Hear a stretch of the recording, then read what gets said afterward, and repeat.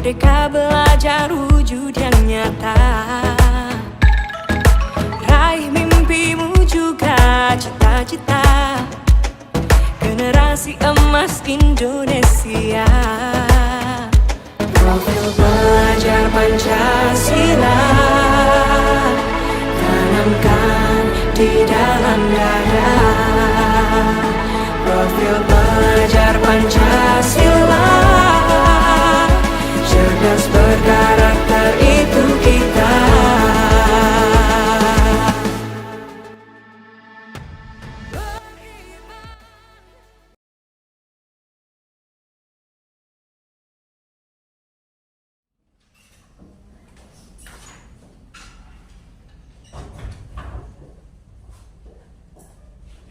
Selamat pagi anak-anak. Pagi, Bu. Selamat pagi anak-anak. Pagi, Bu. Tetap semangat ya. Semangat. Ya, terima kasih. Kita akan memulai pembelajaran kimia di pagi ini, dan sekalian kita akan melakukan praktikum. Untuk itu saya minta ketua kelas membawa kita dalam doa. Kepada ketua kelas dipersilakan.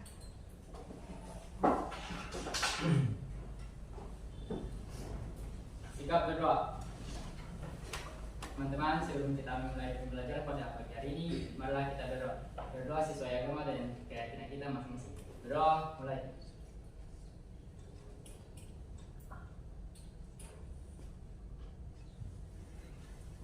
Berdoa selesai.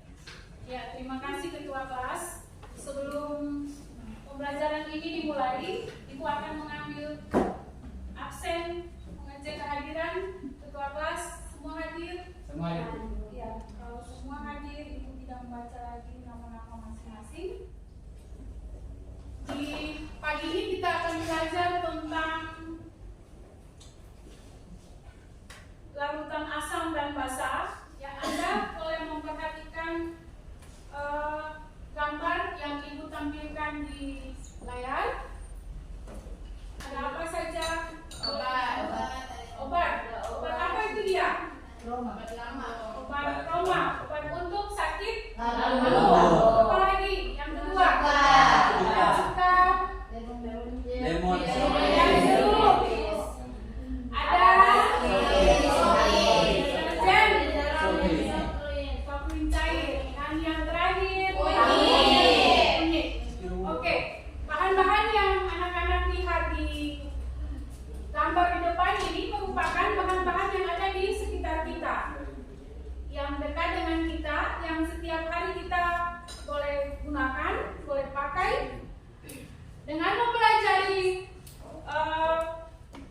pelajaran di hari ini, kita akan mengenal senyawa asam dan basa dalam kehidupan kita sehari-hari.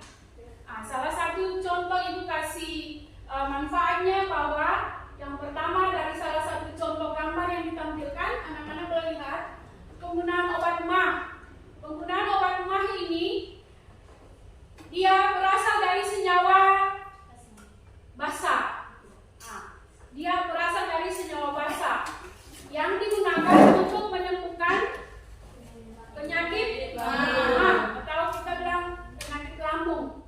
Untuk kompetensi dasar 3.10 menjelaskan konsep asam dan basa serta kekuatan dan kesetimbangan ionnya dalam larutan. Untuk kompetensi dasar praktikumnya itu menganalisis trayek perubahan pH pada beberapa indikator yang diekstrak dari bahan alam melalui percobaan. Indikator pencapaian kompetensinya 3.10.1, di situ dia bilang mengidentifikasi beberapa larutan asam dan basa dengan beberapa indikator. Dan yang kedua, untuk praktikumnya itu 4.10.1 melakukan percobaan membuat indikator alam, indikator asam dan basa dari bahan alam dan melaporkannya. Dan yang berikut menganalisis trayek perubahan pH beberapa indikator yang diekstrak dari bahan alam melalui percobaan. Yang berikut tujuan pembelajaran kita di pagi ini. Yang pertama, melalui pendekatan saintifik dengan menggunakan model problem based learning atau disebut PBL, dan berdasarkan indikator pencapaian kompetensi, maka metode pembelajaran, yaitu 1. Setelah berdiskusi dan menggali informasi, peserta didik dapat mengidentifikasi larutan asam basa dengan beberapa indikator. Dalam hal ini indikator yang kita pakai itu indikator lakmus, dan yang kedua indikator alam. Lalu yang kedua, peserta didik dapat melakukan percobaan membuat indikator asam basa dari bahan alam dan melaporkannya dari hasil praktikum di kelompok. Ya, sebelum kita masuk dalam praktikum di masing-masing kelompok, ada beberapa hal-hal penting yang ingin Ibu sampaikan. Yang pertama itu mengenai materi yang akan kita ajarkan tentang indikator asam basa. Jadi di sini dia bilang, indikator asam basa adalah senyawa khusus yang ditambahkan pada larutan dengan tujuan mengetahui kisaran pH dari larutan tersebut. Indikator asam basa akan memberikan warna tertentu. Jadi nanti sebentar di praktikum ada yang bisa kita lihat bahwa senyawa ini atau bahan yang anak-anak bawa dari rumah ini termasuk senyawa indikator alami. Indikator dia masuk dalam indikator alam atau tidak. Lalu yang berikut, di situ juga beberapa indikator terbuat dari bahan alam. Ini yang kita ada bawa dari rumah. Lalu yang berikut, akan tetapi ada juga beberapa indikator yang dibuat secara sintetis di laboratorium. Ibu kasih contoh, anak-anak boleh lihat salah satunya ini indikator lakmus. Ini indikator ini dibuat secara sintetis dari laboratorium. Jadi sudah dibuat khusus. Oke, yang lanjut. Untuk indikator alami. Indikator alami ini boleh semua lihat di layar. Ada bunga kembang sepatu, ada pot ungu. Kalau gambar yang ketiga ini yang Ibu tampilkan ini pacar air, tahu? Tahu pacar air? Tahu. Lalu yang berikut ada juga kunyit, ada juga manggis. Lalu yang berikut bunga bougainville. Kebetulan semua juga ada bawa bunga bougainville. Oke, yang berikut selain indikator dari kertas lakmus, ada juga indikator universal.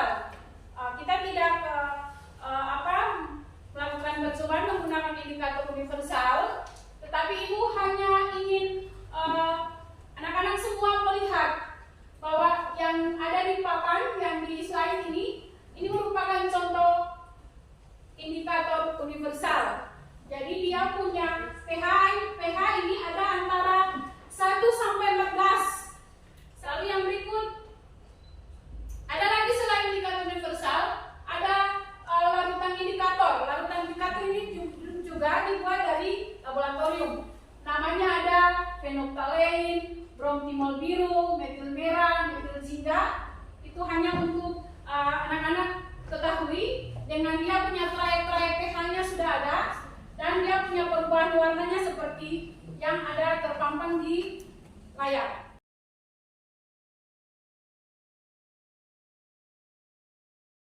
Ya, Ibu akan menampilkan sebuah video. Video ini Anda semua boleh menyimak, mendengar, dan mengamati apa yang terjadi.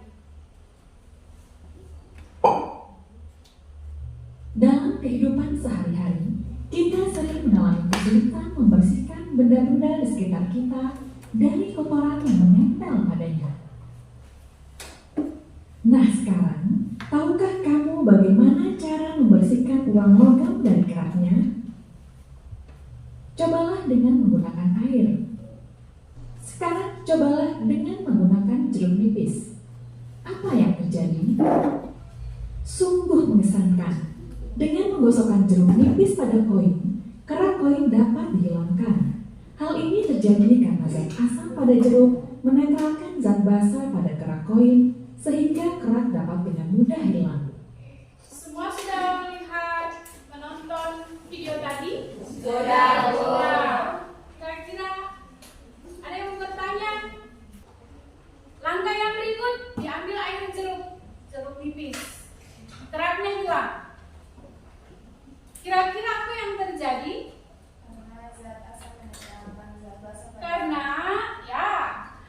Karena zat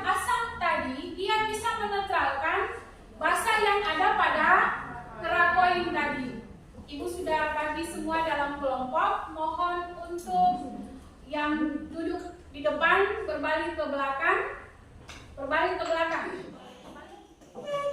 Dengan rapi dan tidak ribut. LKPD-nya masing-masing kelompok boleh pegang.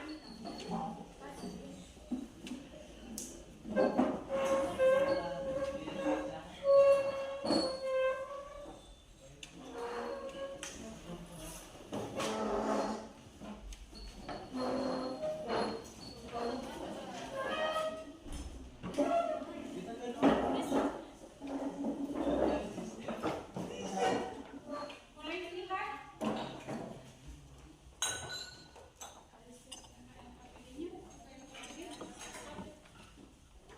LKPD-nya dibuka. Kita punya 2 percobaan. Percobaan pertama itu tentang penentuan sifat asam basa larutan dengan menggunakan indikator alam. Kita sendiri deterjennya deterjen. Sudah, oke, sudah cukup. Lalu yang berikut air di sebelahnya juga ada deterjen.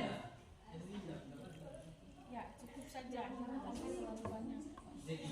Lalu yang berikut bahannya itu ada, Anda siapkan bahan. Jadi nanti ini ada 2-2.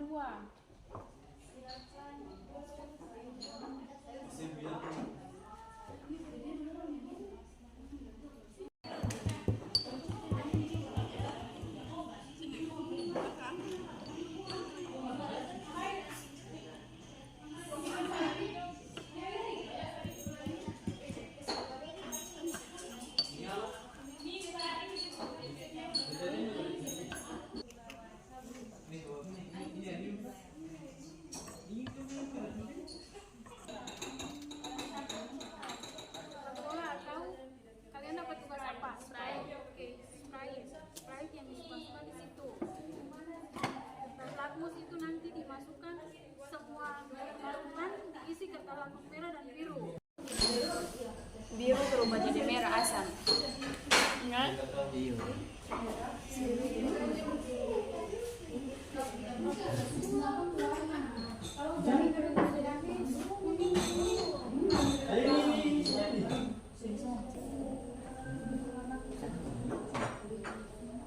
Oke, semua kelompok sudah bekerja. Untuk kelompok 2 nanti sebentar presentasi percobaan 1. Kelompok 4 percobaan 1, kelompok 1 percobaan 2, dan kelompok 3 percobaan 2. Ya, sekarang kita akan masuk dalam presentasi. Kita berikan aplaus, tepuk tangan, semangat dulu buat semua kelompok yang bekerja. Sekarang Ibu panggilkan kelompok 2 untuk mempresentasikan hasil kerjanya di depan. Untuk hasil kerjanya langsung ditempelkan saja di papan tulis di depan. Oke, kepada kelompok 2 disilakan. Assalamualaikum warahmatullahi wabarakatuh. Waalaikumsalam warahmatullahi wabarakatuh. Teman-teman kami dari kelompok 2 akan mempresentasikan hasil kerja kami. Dipersilakan kepada pembaca. Dari hasil yang kami dapatkan, bahan tetes yang kami gunakan pertama adalah buah naga dalam larutan cukup, berwarna ungu muda, deterjen berwarna ungu tua, keterangannya indikator alam. Kemudian bugenvil pada larutan cuka berwarna pink, kemudian larutan deterjen atau basa berwarna ungu tua, keterangannya indikator alam. Pada kunyit dalam larutan asam cuka berwarna kuning, sedangkan dalam larutan basa yaitu deterjen berwarna oranye, keterangannya indikator alam.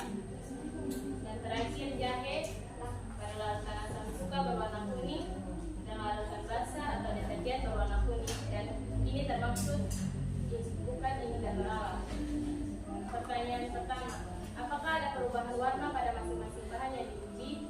Jawabannya ya, semua mengalami perubahan warna kecuali pada jahe. Bahan-bahan apa saja termaksud dalam indikator alam. Bahan-bahan yang termaksud adalah buah naga, gentil, dan kunyit. C. Bahan-bahan apa saja yang tidak termasuk indikator alam, yaitu jahit. Mungkin itu saja dari kelompok kami. Apakah ada pertanyaan? Ya, silakan. Terima kasih atas kesempatan yang diberikan oleh kelompok 2. Saya dari kelompok 1 akan memberi pertanyaan. Kenapa bunga gentil termasuk dalam indikator alam? Terima kasih. Baik, saya akan menjawab pertanyaan dari kelompok 1. Mengapa sampai bunga bugenvil termaksud dalam indikator alam? Karena terdapat perubahan warna yang bisa dilihat pada hasil pengamatan kami di depan, yaitu pada larutan asam cuka bunga bugenvil berwarna pink, sedangkan pada larutan deterjen basah berwarna ungu tua. Apakah kelompok 1 paham dengan jawaban kami? Ya, paham. Mungkin itu saja yang dapat kami sampaikan. Kalau ada kurang, dimanfaat. 1. Sekarang kita akan presentasi percobaan yang kedua tentang menguji sifat asam basa suatu larutan menggunakan kertas indikator lakmus. Kepada kelompok 1, Ibu persilakan untuk mempresentasikan hasil kerjanya di depan. Kita tepuk tangan dengan semangat dulu buat kelompok 1. Assalamualaikum warahmatullahi wabarakatuh. Waalaikumsalam warahmatullahi wabarakatuh. Terima kasih kepada ibu dan teman-teman karena telah memberikan kami kesempatan untuk mempresentasikan hasil percobaan. Dalam materi Menurut hasil percobaan kami, yaitu percobaan kedua, nama larutan yaitu alat dan bahan, yaitu pipet tetes, plat tetes, gelas kimia, lakmus merah, lakmus biru, aquades, larutan garam, larutan gula, cuka, sabun cair, jeruk nipis, dan minuman bersoda atau Fanta. Di larutan pertama, larutan cuka. Pada kertas lakmus berwarna merah, warnanya tetap merah, dan di kertas lakmus warna biru, warnanya berubah menjadi warna merah. Sifat lautannya yaitu asam. Dan lanjut ke larutan kedua yaitu larutan gula. Pada kertas lakmus berwarna merah, dia juga tetap merah, dan ketika di lakmus biru dia tetap biru. Ya, dan sifat lautannya bersifat netral. Ke lautan nomor 3 yaitu lemon atau lautan jeruk. Pada kertas lakmus berwarna merah tetap merah, dan ketika di kertas lakmus biru berubah menjadi warna merah. Sifat lautannya yaitu asam, dan yang lautan keempat yaitu lautan soda atau Fanta. Pada kertas lakmus berwarna merah dia berubah tetap menjadi merah, dan ketika di kertas lakmus biru warnanya berubah menjadi warna merah. Sifat lautan yaitu asam, gerak, garam, larut pengarutan garam. Pada kertas lakmus berwarna merah dia tetap merah, dan begitu juga di kertas lakmus warna biru dia tetap biru, dan sifat lautannya yaitu bersifat netral. Pertanyaannya, dari percobaan di atas, larutan yang termasuk: A. Larutan asam yaitu larutan cuka, larutan jeruk dan soda. B. Larutan basah yaitu tidak ada. Dan C. Larutan netral yaitu garam dan gula. hasil dari presentasi kelompok kami, apakah ada pertanyaan atau tanggapan dari kelompok lain?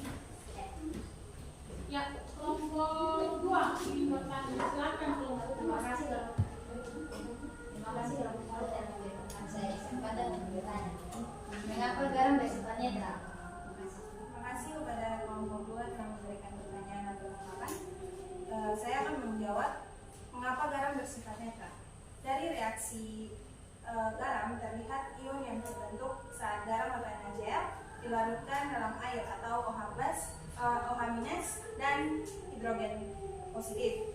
Keduanya akan saling menetralkan dan tidak bereaksi dengan air. Dengan kata lain, garam atau NaCl hanya terionisasi dan tidak terhidrolisis, sehingga larutan yang dihasilkannya bersifat netral. Jika tidak ada lagi pertanyaan yang lain, cukup saja penjelasan kami. Terima kasih.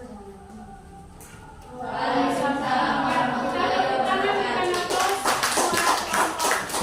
Untuk semua kelompok yang boleh mempresentasikan hasil kerjanya di sini, ada hal-hal yang tadi didapat dari hasil kerja kalian. Mengapa sampai bunga bougainville itu dia termasuk dalam indikator alam? Kenapa?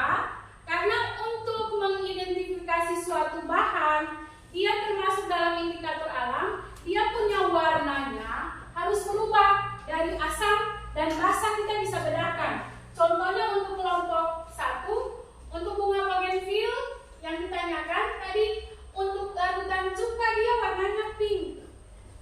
Lalu untuk larutan basah kita menggunakan deterjen ungu tua, sama tidak warna pink dengan ungu. Untuk hasil percobaan menggunakan indikator lakmus, mengapa larutan kelompok 1? Mengapa larutan garam? Dia bersifat netral. Iya, karena dari jawaban yang paling simpel, dari hasil yang harusnya kita dapat untuk senyawa asam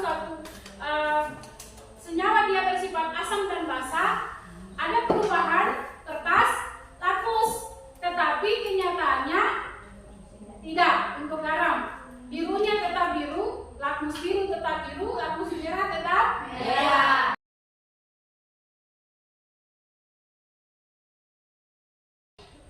Kita akan menarik kesimpulan mengenai apa yang telah kita pelajari di hari ini. Kelompok 1, Ud.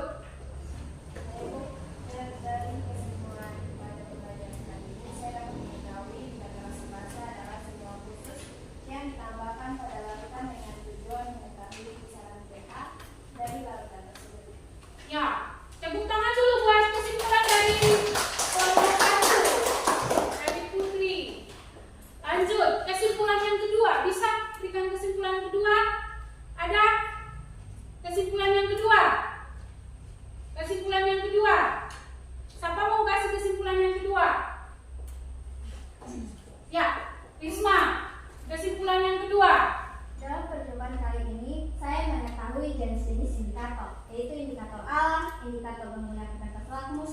Dalam percobaan menentukan asam basah, warna lakmus merah menjadi biru. Ya, Risma sampaikan bahwa dari percobaan di hari ini dia bisa menentukan bahwa ada sebagian besar yang di alam yang bisa menjadi indikator alam. Lalu yang berikut, dari percobaan ini menggunakan kertas lakmus kita bisa mengetahui mana senyawa asam, mana senyawa basah. Ada lagi? Ada lagi? Bisa? Ada lagi? Indah? Tidak ada? Ya. Jadi itu yang merupakan kesimpulan kita di hari ini. Kita akan masuk di dalam post-test. Post-testnya nanti dikerjakan di masing-masing tempat duduk masing-masing. Ibu akan bagikan soal.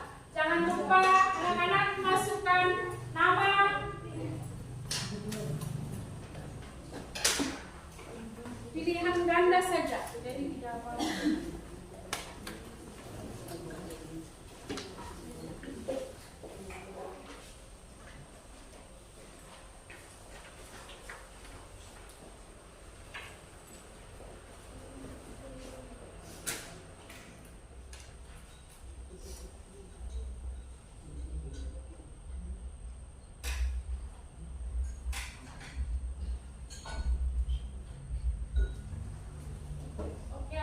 Sudah selesai? Selesai, Bu. Boleh mengumpulkan hasil pekerjaannya ke depan.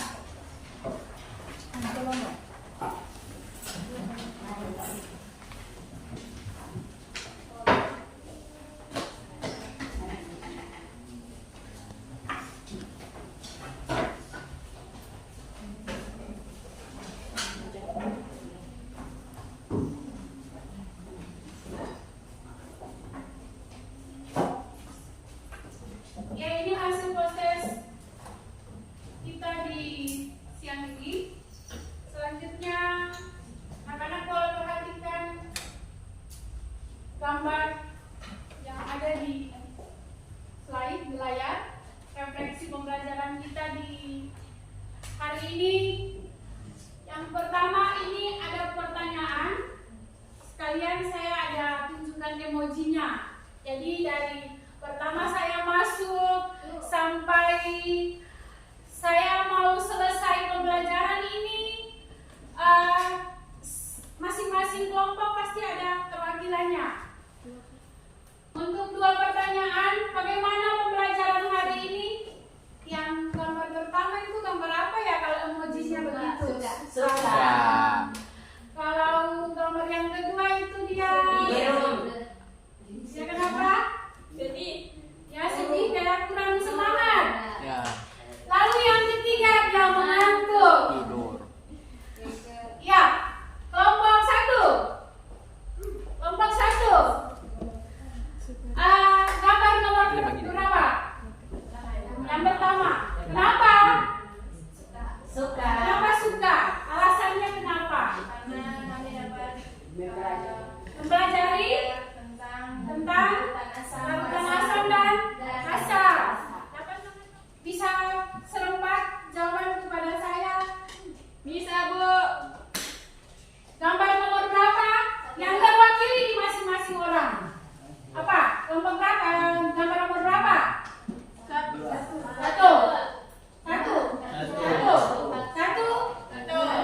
Jadi semua hari ini sudah bisa membedakan mana asam, mana basa, mana bahan-bahan yang ada di alam sekitar kita yang termasuk indikator alami. Bisa? Bisa. Tepuk tangan buat semuanya. Ya, demikian refleksi pembelajaran kita di hari ini. Minggu depan kita akan belajar lagi tentang materi selesai dari asam basa. Itu ada titrasi asam basa. Jadi masih ada hubungannya dengan asam basa. Ketika larutan asam basa indikator alam boleh kita pelajari. Pada pertemuan-pertemuan berikutnya kita akan belajar tentang titrasi asam basa. Ya, untuk mengakhiri atau menutup pembelajaran kita di siang ini, Ibu persilahkan Rio untuk maju pimpin kita dalam doa akhiri kita punya pekerjaan di pembelajaran di siang ini. Ayo Rio, ya kita semua siap? Jika berdoa, teman-teman, sebelum kita menutup pembelajaran pada siang hari ini, marilah kita berdoa. Berdoa sesuai agama dan keyakinan masing-masing. Berdoa dalam hati.